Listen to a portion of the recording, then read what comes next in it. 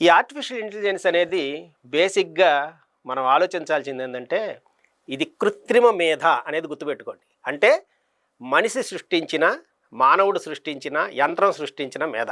ఇది ఎప్పటికీ మనిషిని దాటి వెళ్ళలేదు, మనిషి ఆలోచనలు మించింది కాదు అని చెప్తూనే ఒక్కొక్కసారి మనిషి ఆలోచనలు కూడా మించిపోతుందని చెప్పాలి. ఎందుకంటే మనం 10వ తరగతి చదువుతాము అందరం. 10వ తరగతిలో 40 మందో 50 మందో పిల్లలు ఉంటే ఒకరికి 99 మార్కులు వస్తే ఒకరికి 32 మార్కులు వస్తాయి. ఒకళ్ళు తప్పుతారు, కొంతమంది పాస్ అవుతారు. పాస్ అయిన వాళ్ళు కూడా డిఫరెంట్ గ్రేడ్స్ ఉంటారు. కానీ టీచర్ చెప్పే విధానం ఒకటే, అందరికీ ఒకటే సిద్ధాంతం చెప్పాడు. A+B² అనేది ఒకసారే చెప్పాడు. అలాగే సైన్స్ చెప్పినా, మ్యాథమెటిక్స్ చెప్పినా, తెలుగు చెప్పినా, ఒక నీతి సూత్రం చెప్పినా, సుమతి శతకం చెప్పినా అందరికీ చెప్పాడు. కానీ అదే తెలుగులో మనము తప్పుతున్నాం, ఇంకొకళ్ళు పాస్ అవుతున్నారు. ఇదేంటంటే తీసుకునే విధానంలో ఉంటుంది.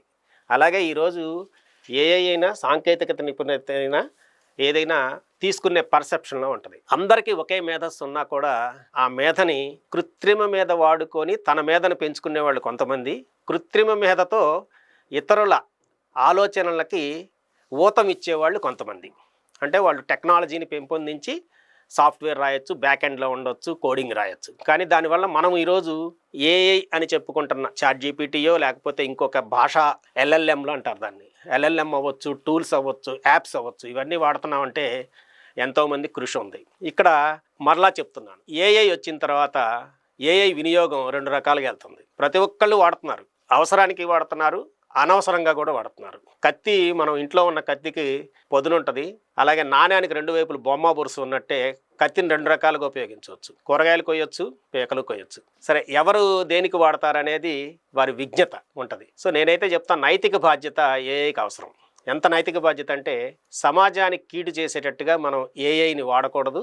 సమాజానికి మేలు జరిగేటట్టు మాత్రమే ఏఐని ఉపయోగించుకోగలిగితే మన ఉన్నతితో పాటు సమాజం ఉన్నతి కూడా పెరుగుతుంది. ఏఐ అందుకు దోహదపడాలని చెప్తూ, ఇప్పుడు ఏఐ అంటే బేసిక్గా ఏఐ అనేది ఆర్టిఫిషియల్ ఇంటెలిజెన్స్ అంటే ఏఐ అనుకుంటాము. ఈ ఏఐ ఎన్ని రంగాల్లో ఉందంటే శ్రీశ్రీ కవిత గుర్తు చేసుకోవాలి. కాదేది కవిత కనర్హం అని శ్రీశ్రీ చెప్తాడు.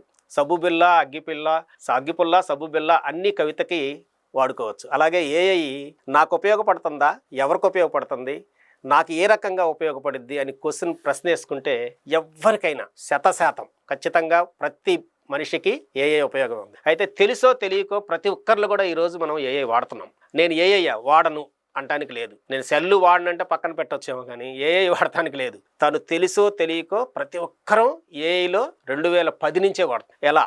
ATM క్యాష్ తీయటం, అది ఏఐ. ఫోన్ వచ్చిన తర్వాత రకరకాల ప్రక్రియలు, గూగుల్ పేలు, ఫోన్పేలు, ఏఐ, ఇవన్నీ తెలియకుండానే మనం షాపింగ్ చేస్తాం. అమెజాన్లో మనం ఇక్కడ షాప్లో ఒక ఐటెం కొని క్లిక్ చేయగానే డ్రాప్ షిప్పింగ్లో ఆర్డర్ వెళ్తుంది, అది ఏఐ. అంటే బ్యాక్ ఎండ్లో జరిగే తంతంతా ఏఐ తెలియకుండా ఉంటుంది. సిరి, యాపిల్ ఫోన్ ఎన్నాళ్ళ నుంచి, 10 సంవత్సరాల నుంచి, 15 సంవత్సరాల నుంచి వాడుతున్నాం. హే సిరి అంటే ఏం కావాలో చెప్తుంది. హే గూగుల్ అంటే ఏం కావాలో చెప్తుంది. వాయిస్ బాట్స్ ఎప్పుడు వచ్చినాయి?